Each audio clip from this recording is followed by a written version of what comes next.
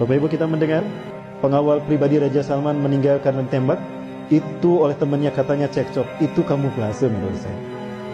Berita yang terbaru dan terakhir yang saya dapatkan, itu meninggal karena menghalangi Raja Salman dari upaya pembunuhan. Kenapa diberitakan seperti tadi? Untuk menutupi kebenaran hadis ini. Kalau Raja Salman adalah raja terakhir dari Raja Arab yang apabila meninggal, akan ada 3 putra mahkota yang berselisih. Itu kata Rasulullah SAW. Yaktatilu salathatun inda kanzikum. Akan ada 3 orang laki-laki berperang di sekitar kanzun kalian, Ka'bah kalian. Artinya Ka'bah nanti akan berdarah-darah, Masjidil Haram akan berdarah-darah. Qulum ibnu khalifatin, 3-3-nya putra mahkota, anak raja. Sama la yasiru ila wahidin minhum, tapi tidak satu pun dari mereka yang berhasil menjadi raja.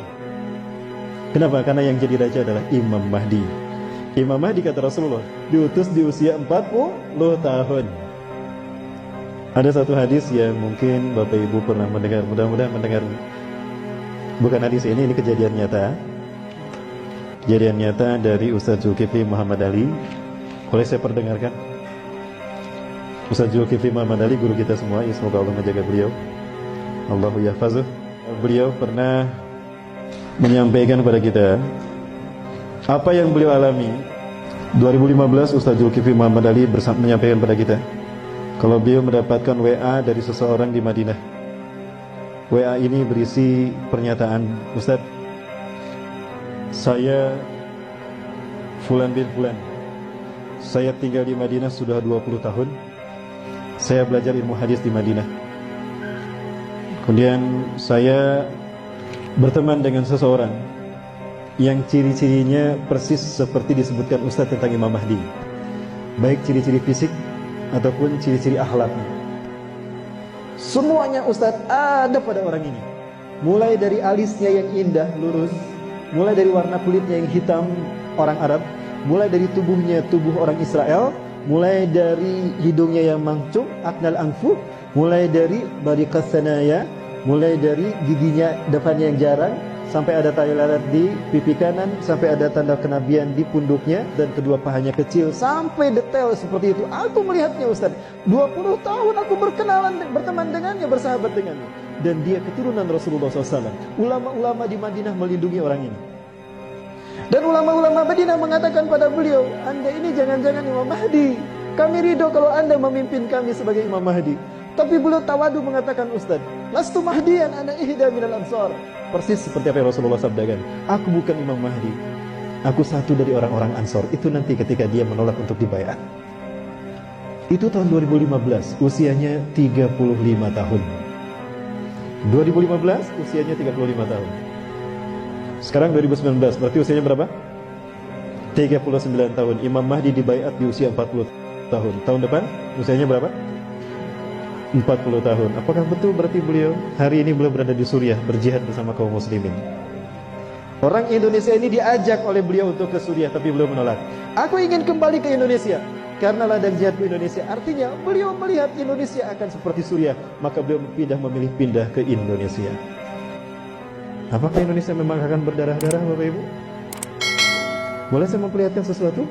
Baik, Bapak Ibu, saya perlihatkan sesuatu yang mudah-mudahan ini menjadi cambuk bagi kita untuk kita bersungguh-sungguh untuk kembali bertobat kepada Allah SWT. Amin. Baik Bapak Ibu, ini seorang mahasiswa mengajukan pertanyaan kepada saya dengan mengirimkan ini. Bapak Ibu, kita lihat ini.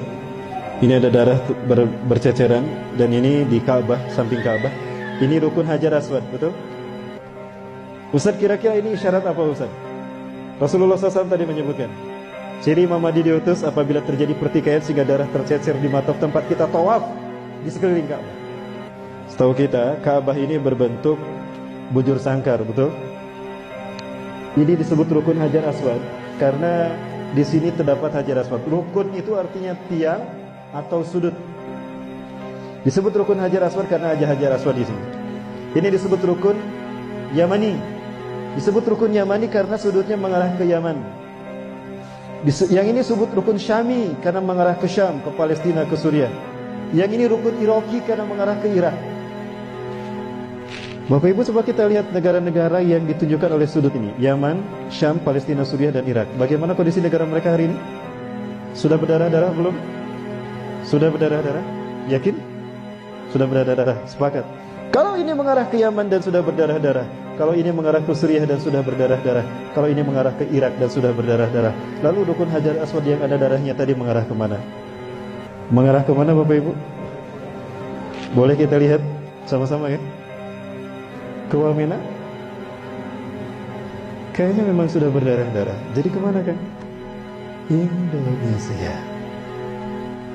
Indonesia. Bapak Ibu tidak terbayang negara kita akan menjadi tempat terjadinya perang dunia ketiga.